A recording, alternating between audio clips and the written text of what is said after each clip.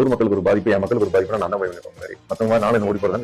ஓடி போகணும்னு சொல்லல, நீ வந்தது மக்களை பார்த்தது. ஆனா அந்த சம்பவம் வந்து பெரிய தாக்கத்தை ஏற்படுத்திருக்கு. அதன் காரணமாவே ஒரு அச்சத்தின் என்ன தாக்கம்?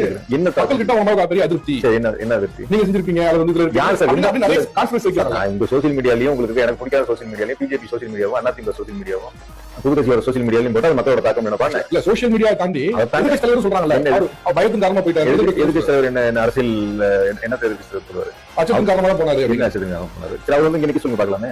அவங்களுக்கு தைரியமான ஆள் இருக்காங்கல்ல, நல்லா இருக்காங்க, அவங்க போல்டா இருக்காங்கல்ல. எங்க வந்து சொல்லுங்க, என்ன எதிர்க்கட்சி இப்போ நம்ம நாட்டுல நிக்கிறாங்க. அவங்க ஆட்கள் சொல்றீங்களா, தைரியமான சொல்லுங்க. கருவேற்றம் ஜெயிச்சு பார்க்க சொல்லுங்க பாப்போம். ஜெயிச்சு பார்க்க சொல்லுங்க பாப்போம். சார், ஒரு தலைமை ஒரு இடத்துல போட்டியிடக்கூடிய வாய்ப்பு இப்போ யாருக்கு தொகுதியில மாத்தி கொடுக்கலையா? அதிமுக யாருக்குமே தொகுதி மாத்தி கொடுக்கலையா? மாத்தி கொடுத்துருப்பாங்க. பட் உங்களை வந்து நீங்க வந்து பாண்டிச்சேரியில பிறந்த ஒருத்தர் வந்து ஒரு கட்சியில சேர்ந்து டீனர்ல வந்து நிப்பாரா, அது வந்து விமர்சனம் வராதான். நான் இந்த ஊர்ல 4 வருஷம் வேலை செஞ்சு மக்களுக்கான ஸ்கீம் முதலமைச்சர் கேட்டு வாங்கி கொண்டு எல்லாத்தையும் செயல்படுத்திட்டு 60 1.5 மணி நேரம் டிராவல், 2 மணி நேரம் டிராவல்